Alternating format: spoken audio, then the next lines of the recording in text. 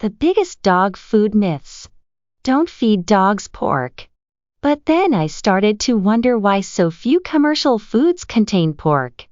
Some rumors include suggestions that pork's high-fat content will cause pancreatitis in dogs, yet pork contains a little over 1/3 the fat content of beef, that it contains something toxic to dogs' livers, a mystery component.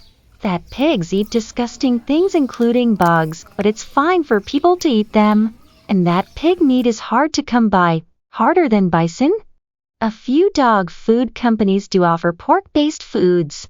Its scarcity may simply be because so many parts of a pig are used for human consumption that snouts and feet and such don't make it to the dog food plant.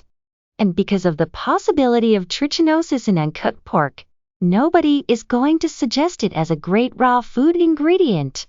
According to Eagle Pack staff veterinarian Al Townshend, DVM, pork is a highly digestible animal protein, an excellent source of amino acids, and a unique protein source that not all pets are typically exposed to.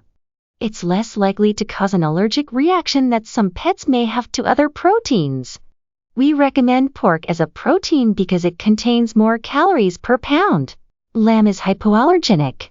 There is nothing inherently less allergenic in one meat compared to another. Lamb was initially used in hypoallergenic dog foods because it was a meat most pups had not eaten before, therefore, they were unlikely to have developed food allergies to lamb. Now, with so many people feeding lamb as a regular diet, manufacturers have had to find different meat sources, such as duck or bison. High-protein diets cause kidney failure. The idea that excess protein causes kidney failure arises from the fact that high levels of protein have historically been ill-advised for dogs with the condition.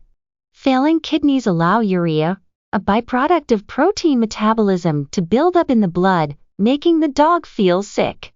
That's why the blood urea nitrogen, BUN, is used as one index of kidney function. Decreasing dietary protein can decrease the BUN. But if the protein level is too low, the body simply draws on its own protein source, muscles, causing more harm. In fact, there's a huge debate about whether restricted protein is the way to go for dogs with kidney disease, with studies disagreeing about whether it helps kidney patients live longer. Researchers do agree that protein sources with high biological value produce fewer waste products and are better choices. Egg protein has the highest biological value, followed by milk, meats, and more. But what about protein levels for dogs with normal kidney function?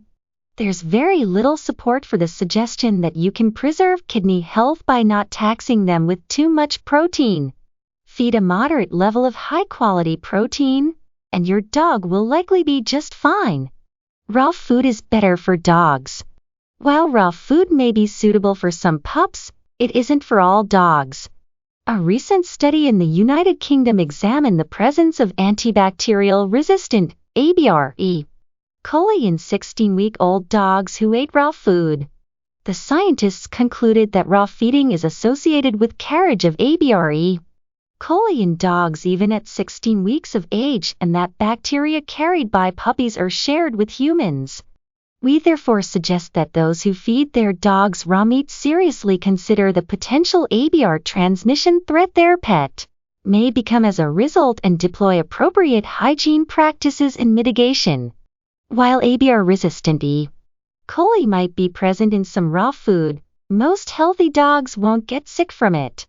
While the internet can be a great source of information, remember to always look for trustworthy sources and seek scientific research backing up any claims your social media friends may be making before hitting that share button. Merry Christmas, everyone!